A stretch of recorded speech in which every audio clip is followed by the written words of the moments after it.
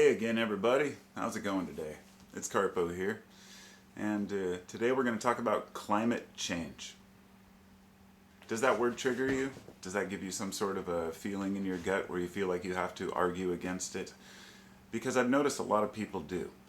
And the reason I'm making this video is because I've made several videos where I don't talk about climate change directly, but in the video I'll mention it. And even out of a 25-minute video, there's always a few people who want to spend a lot of time arguing against climate change. And so it got me thinking, and I've been thinking about this a lot over the last couple of years, because it wasn't just the video I made the other day. This goes back several years. I have some subscribers who never even comment unless I mention climate once in my video, and all of a sudden they just go crazy, saying, oh, it's all a lie, it's all about carbon tax. And it gets me thinking, not whether this person's right or wrong, but why are people so passionate about arguing against the climate changing? So I'm going to lay out my framework for why I believe that the climate is changing. And I'd first off like to say that no matter which debate I have or who it's with, in the end we usually come to the same conclusion that we can agree on, which is that the Earth does go through natural cycles. Therefore, the climate may be changing. Why is it that we can't leap from here to here? In other words, what we call it is Anthropocene era, the human era.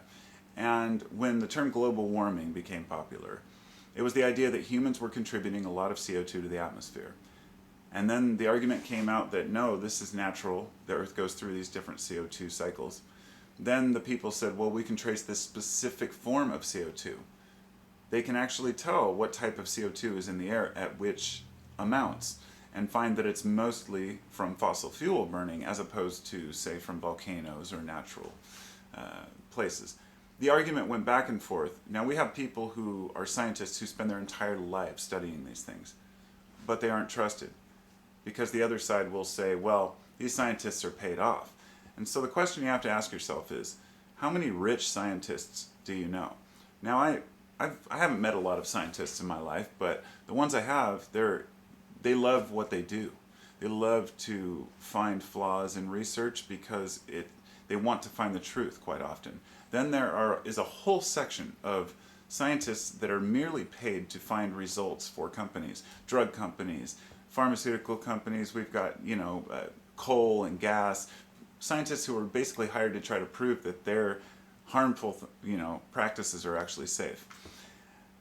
So when I say, when people say, well, I don't believe it because the scientists who are the 95% of 97% of scientists, climate scientists, geologic scientists, people who study the atmosphere, agree that the climate is changing and warming. The argument comes out that, well, they have a vested interest and they're paid off. The question is this: the green industry has a lot of money, but who has more? The fossil fuel industry, of course. Coal and gas and oil, we're set up for these things. We've been producing these for a long time, and my argument is not against that. It's not to say that, oh, we should just stop burning gas tomorrow. I know that it's going to take time to ease out. But as long as we're disagreeing on the fact that we're adding to our climate chaos, as long as we're denying that, then we're really selling ourselves short. You can look at the evidence, you can look at the geologic layers, they can measure gas bubbles within ice core samples and earth samples and find out where the CO2 was at any point in history. Now, the argument, this is where it gets confusing and not confusing, but rather this is where the problem lies, is whether the humans are doing it or it's a natural process. Why can't we get past that and just say the earth changes and we're in for some shit right now? Why is it so hard? Why does it have to be about whether it's CO2 or whether humans have added? It seems like we can't get past this barrier because there are people with a lot of money who want you to think that it's just business as normal. Well, what about animals and droughts and the loss of insects and the fact that farmlands are drying up? People say, oh, well, California wildfires are natural. Yes, they are. They've been happening for centuries. The problem is not that they're any different. The problem now is that humans haven't been properly managing and allowing their forests to burn. And at the same time, they've been building houses in places where they shouldn't, like Paradise, for example, which burned down last year. It was a horrible, tragic event. And it was unpredictable because of the winds and the speed at which this fire took over. These fires are different, but fires are natural. And so what I'm saying is, yes, there's a little bit of normalcy to this. This is a historical event that happens regularly, but they are increasing in frequency and duration, regardless of why. You see what I mean? It's not about whether humans are doing it or not. It's partially to blame, but the point I'm trying to share is to be prepared for it, because it's only going to get worse. The oceans are going to rise. Now, most climate scientists say, look, the glaciers are melting at an exponential rate. They have what they call the domino effect, where, as the water gets darker, it absorbs more heat and therefore evaporates more of the, oh, sorry, Katie, evaporates more of the water and more of the ice. And, it's a continuous cycle which continues. It gets worse than we thought it would, and a lot faster.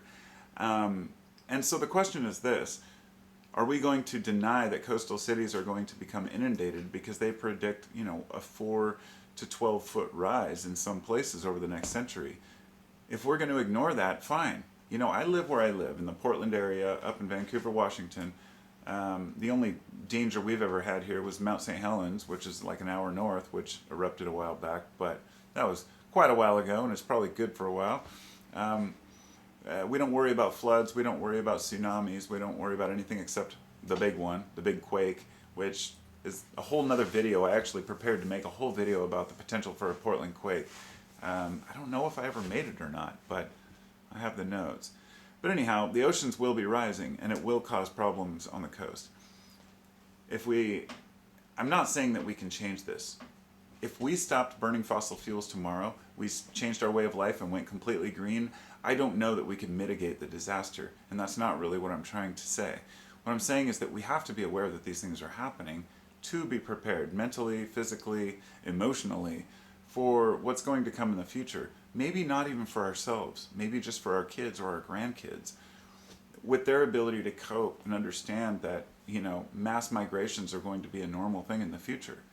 And so the argument continues going because it keeps people distracted. People like you and me fighting in the comments section about whether or not it's Anthropocene caused, global warming, or whether or not it's some natural force, instead of both of us looking each other in the eye and agreeing, hey, things are changing. We don't know why or how. We are only trusting the people who are the experts. We can't know for sure. But I'll tell you, a lot of these scientists, I listen to them. I listen to them speak in person. They do interviews and videos. You can see in their eyes that they're serious about what they're talking about. It's kind of like, it reminds me of like when you talk to flat earthers who really believe the earth is flat and that everyone at NASA is a liar. And you ask them, have you ever seen a shuttle launch? Have you ever seen an entire room full of people who are so excited about what they're doing? And all I can say is, do you really know what a human looks like when they're serious about what they're talking about? I can tell a liar a mile away. And so many of these scientists, climate scientists and otherwise, are dead serious about what they're talking about. So the idea of a carbon tax, sure, maybe that's a problem for people. People are broke enough. The average person shouldn't have to pay a carbon tax just for being alive. But maybe some of the larger corporations should. Is that a problem? I don't think most people would argue that the most polluting companies could pay a carbon tax. Doesn't mean we should, but we already pay plenty of taxes in our gas and fuel that we use, so it's kind of a bad argument that that's an issue for the average person. We don't want a carbon tax. Who is telling you that? I'll tell you who's telling you that. It's the people who would actually have to pay the high taxes, not you. So, the one big difference, I think a big misconception is climate is not weather, okay? When people say, it's when we have people in Congress, which this happened, the guy brought a snowball into Congress, into the room, and said, well, I just picked this snowball up from outside. I don't think global warming's real.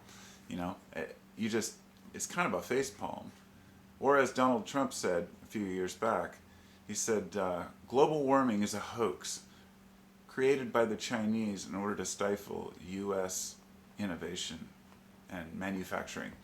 Okay, if you actually believe that, then you're a lunatic, because China never gave a shit about green energy back then. It's U.S. scientists who are doing a lot of this research, but not just them. It's just like with NASA and the flat Earth and everything else. There are people around the world in not just government facilities, but every single amateur astronomer, every single amateur, Earth scientist, climate scientist, the millions of people required to report all this information in order for people to sort through it and make an assessment about what's going on. The average person has no time to look through all that information. So you and I, neither one of us really know what we're talking about. All we can go by is what we see, and our short lives don't allow us to see enough at one time to get a grasp on how history was or how the future might be. But we can agree that the climate and the world is changing and will change, whether it's natural or from humans, right? I know that people say that scientists are paid off, but as I said, that argument goes both ways. Who has the most money to pay off scientists? And if you don't realize that fossil fuel industry has been doing this forever, look at the tobacco situation. Look at the scientists that the tobacco industry paid to tell you that cigarettes are safe and there's no worry.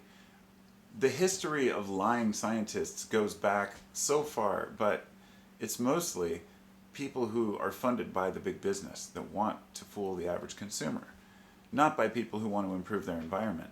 If you look back at Portland in the 1920s or 30s, it was so polluted. It was environmental regulations and laws on cleaner burning and cleaner engines that helped us to stop from killing ourselves and choking ourselves. They say living in some parts of China is equivalent to smoking 3 packs of cigarettes a day.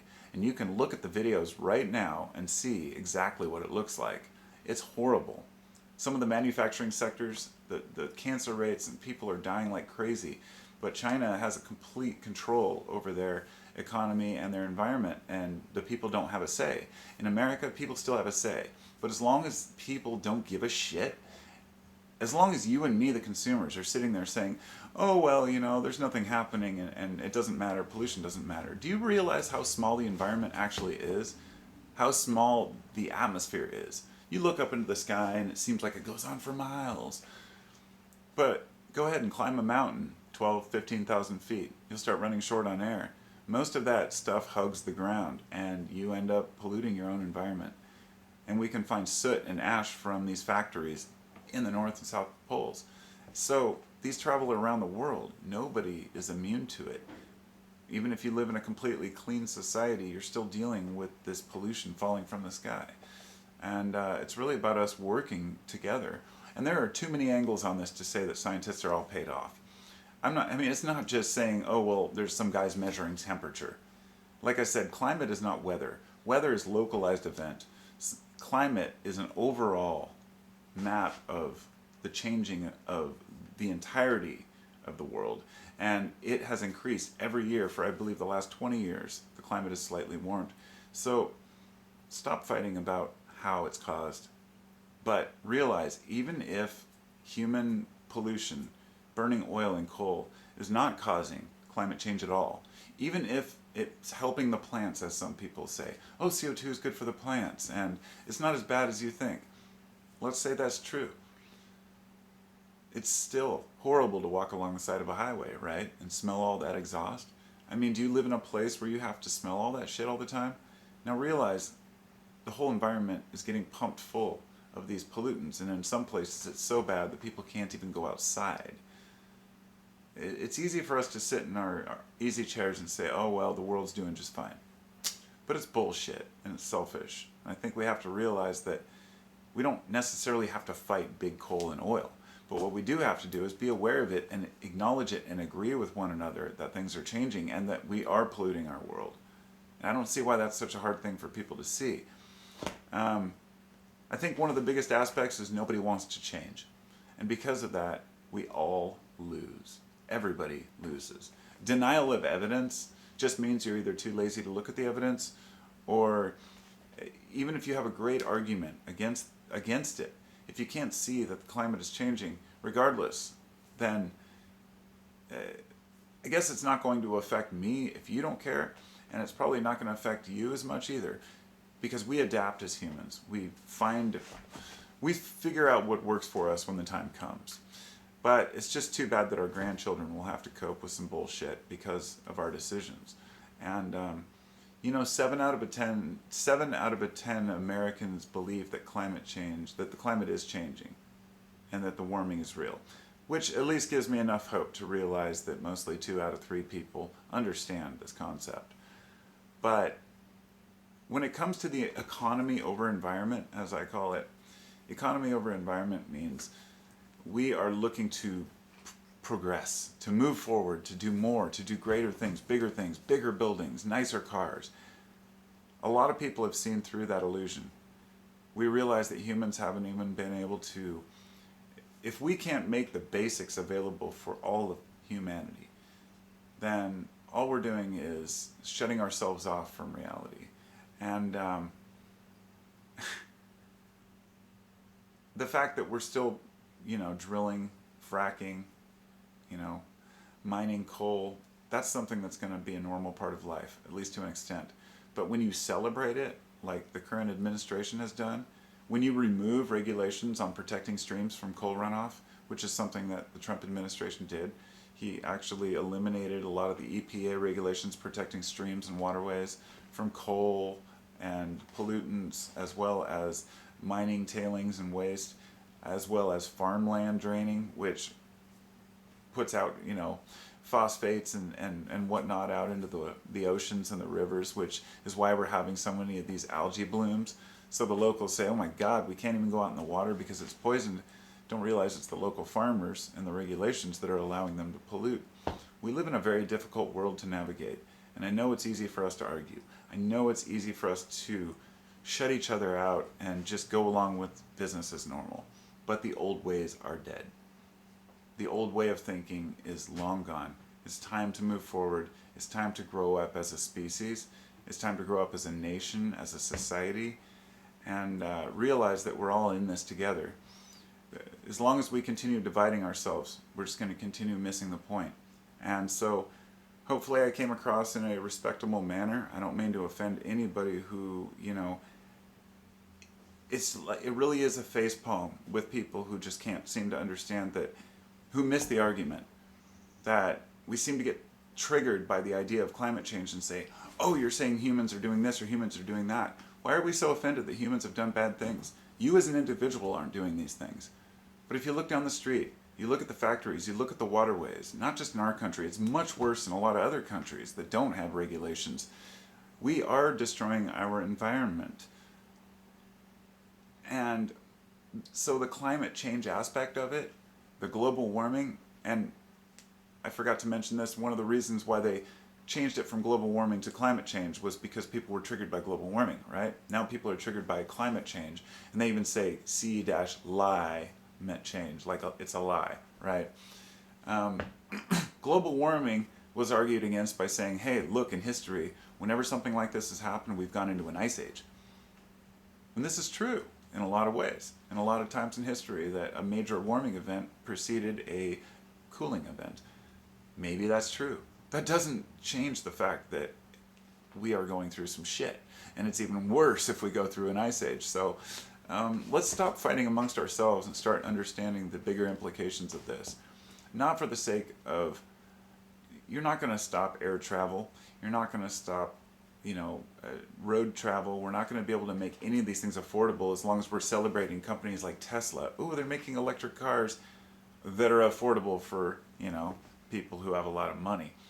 I mean, it just makes no sense where we're going. And you and I are closer than we are apart. You and I have a connection as individuals. Maybe not every one of you, but any one of you who have struggled, who have seen the difficulties of life, wondered if you can pay your mortgage, wishing you could fix your car, struggling with the basic just ups and downs of life. You understand that it's not worth us fighting about whether this is true or not. We can see what's happening. The storms are becoming more intense in a lot of areas. It doesn't mean that it's going to warm everywhere or cool everywhere. It means that the earth goes through changes. We're going through some shit right now, and we best get along and try to understand this, because it'll help us understand one another, why some areas are suffering and moving out and migrating, and then maybe we're not treating a lot of our fellow human beings like second-class citizens just because of their race or where they come from. So, peace out. Talk to y'all later. Thanks for listening.